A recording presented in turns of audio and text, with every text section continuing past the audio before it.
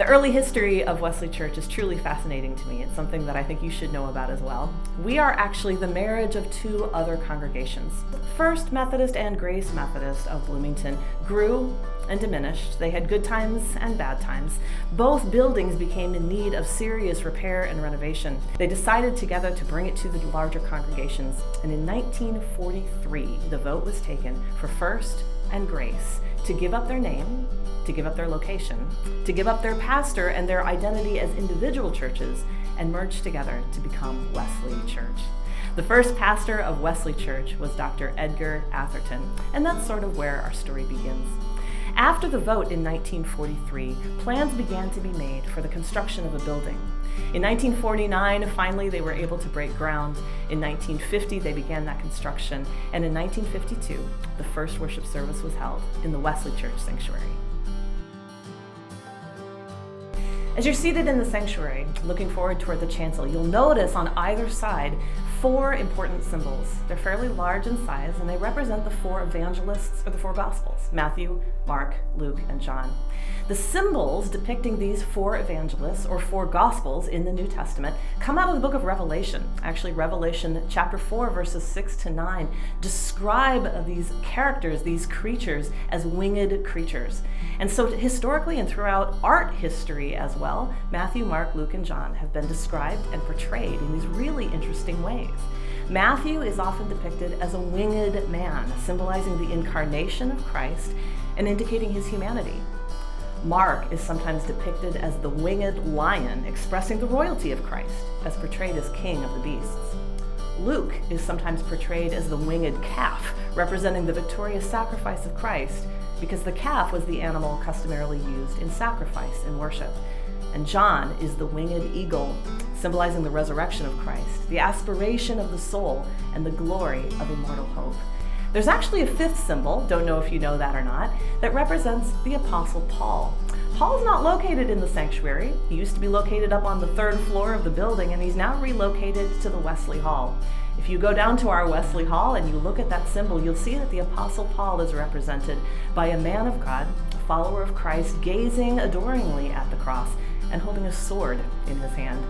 Legend or tradition suggests that Paul was executed by means of the sword. He was executed in perhaps 69 AD, and so that is why he's holding the sword, and that is Paul's symbol. As you continue to gaze in the sanctuary toward the front, there's a piece called the reredos, which covers the organ pipes, and the reredos is covered with images of the 12 disciples. These, again, are artistic portrayals of what these apostles represent. You'll notice everything from crosses to keys to fish to money bags, representing either the apostles' ministry and what they are known for, or sometimes how they were martyred and died. Hello, my name is Marcia Hishman, and I've been organist here at Wesley Church since 1966.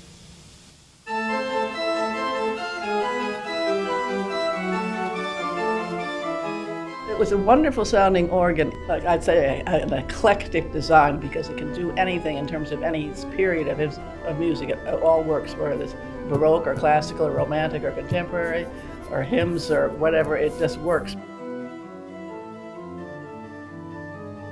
At that first Sunday worship service in 1952, we had an electric organ. It was placed behind the pulpit, and it was understood to be only temporary. The first real pipe organ had not yet been installed. But sure enough, in 1952, in October, the planned pipe organ, an MP Moeller pipe organ, was installed and was given to the church by a woman named Anna Gulick. Looking at the organ, you'll see a bunch of pipes here, here, here, here, here, here. And each of those groups of pipes are called a division, and they're controlled by one of the manuals of the organ. Now, it's possible also to what we call couple one manual to the other, so you can combine them with one of these little things up here. And also to make it an octave higher or an octave lower. I mean, there's all kinds of things that you can do.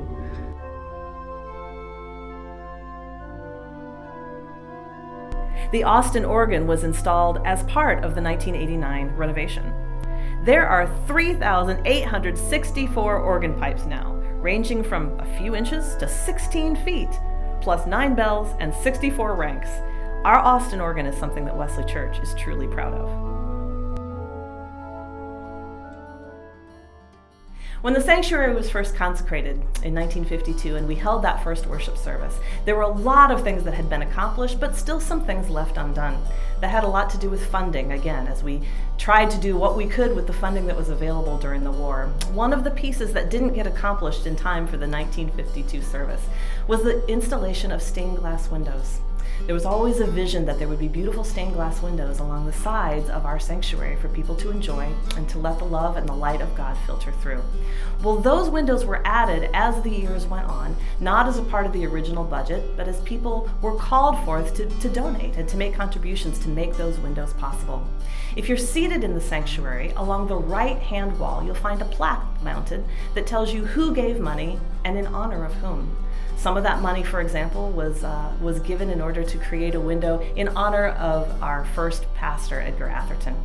But all of the windows were donated in honor or in memory of someone who had had an important part of the church. And as you sit in the sanctuary now, as you look at the windows from the front to the back, you'll notice that the color scheme changes. The windows toward the front part of the sanctuary, for example, all have shades and tones of white and purple and blue.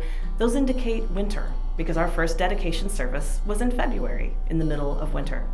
As you then move back towards the back of the sanctuary and toward the Washington Street entrance, you see the colors change as they represent the various seasons.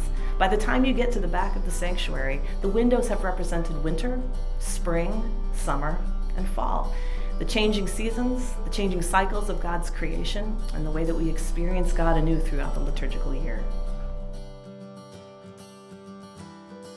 The sanctuary is such a beautiful place to me, and it means so much to so many people. My own story here starts in 2018 when I was appointed as senior pastor in July, and the night before I preached my first sermon from this pulpit in this sanctuary, I came in the evening when nobody else was here and looked out over the pews.